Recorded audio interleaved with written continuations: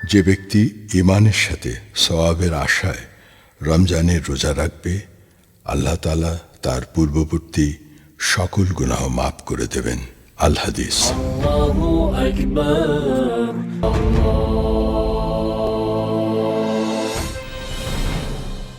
আল্লাহুম্মা আমিন। রব্বানা যালামনা আনফুসানা ওয়া ইল্লাম তাগফির লানা ওয়া তারহামনা লানাকুনান্না মিনাল খাসিরিন। আল্লাহ, আমরা রোজা রেখে তোমার কাছে হাত তুলেছি, আমাদের রোজাকে তুমি কবুল করে নাও।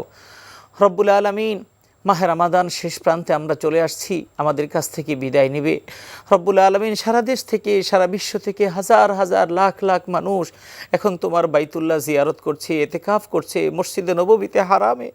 রব্বুল আলামিন, কত মানুষ তোমার বাইতুল্লাহ জিয়ারত উমরা যাওয়ার জন্য প্রস্তুতি নিচ্ছে, অথবা তারা আক্ষেপ করছে, অথবা তারা মনের ভিতরে বাসনা লালন করেছে কিন্তু যেতে পারে নাই।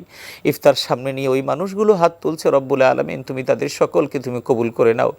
বাইতুল্লাহ যারা এতেকাফে বসেছে, মদিনায় যারা এতেকাফে বসেছে কিংবা বসবে, এই রকম যে মানুষগুলো বাইতুল্লাহর দিকে ছুটছে, ওগো রব্বুল আলামিন, তুমি তাদের সকলের ইবাদতকে কবুল করে নাও।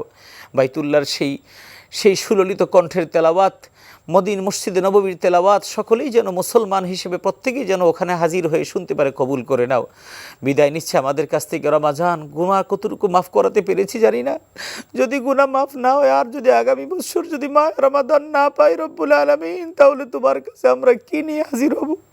রব্বুল আলামিন, আমাদের গুনার বোঝা নিয়ে আমরা হাজির হতে চাই না, আমরা নেককার বান্দা হিসেবে হাজির হতে চাই। তোমার কাছে একজন খালেস বান্দা, তোমার রাসূলের একজন প্রিয় উম্মত হিসেবে হাজির হতে চাই, আমাদেরকে কবুল করে নাও। আমরা তো গুনাহ করবই, তুমি তো রব্বুল আলামিন, তুমি তো রহমান, তুমি তো গফুর, তুমি তো গফফার। তুমি ছাড়া আমাদের আর কোনো গতি নেই, আর কোনো উপায় নেই, আমাদের দ্বিতীয় কোনো রব নেই, দ্বিতীয় কোনো ইলাহ নেই যার কাছে কি আমরা বলবো রব তুমি আমাদেরকে মাফ করে দাও। আমরা যতই গুনাহ করি তারপরে তোমার কাছেই তো ফিরে আসি।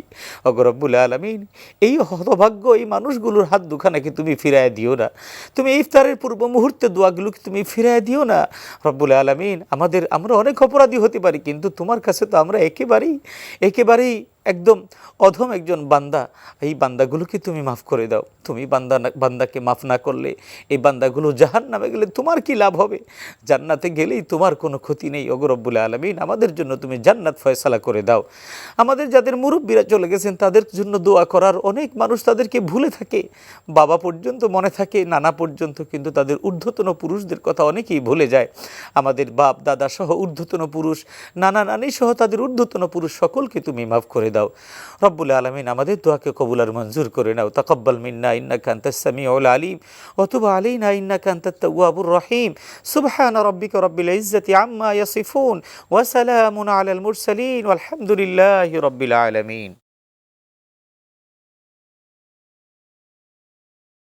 কেনাকাটা স্মার্ট হতে পেমেন্ট হোক বিকাশে।